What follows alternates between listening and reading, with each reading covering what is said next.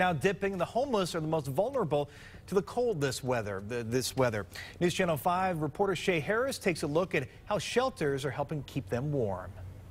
Walking is what most of the homeless do during the day. The shelter is good shelter.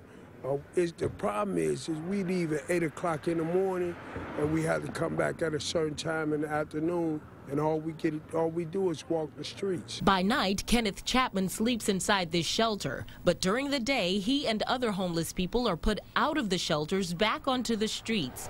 Coalition for the Homeless spokesperson Brian Davis says it's a common practice to push the homeless to help themselves. The thinking has always been during the day you should go look for a job, housing, other social service skill or education or those activities during the day. But this week, as temperatures drop into the teens for 5 straight days, many in the homeless community wonder how they'll make it between shelter hours. My community kicks us out at a certain time and we had to go somewhere else. I go to the library, I walk around the city, but it's getting too chilly for doing any of that now. Davis says Cleveland is one of the last cities in the U.S. that doesn't turn the homeless away when they need shelter. We have about 2,500 people homeless on any given night, and when it gets really cold, we see an increase, and so we open up additional facilities. On a normal night, braving the cold underneath bridges is how some choose to tough it out.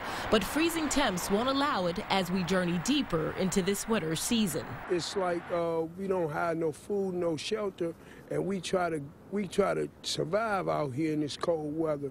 I mean, we human just like anybody else. On your side, Shay Harris, News Channel 5. And Davis says the county and city will coordinate a plan to notify all the shelters to stay open and not turn people when the decision is made.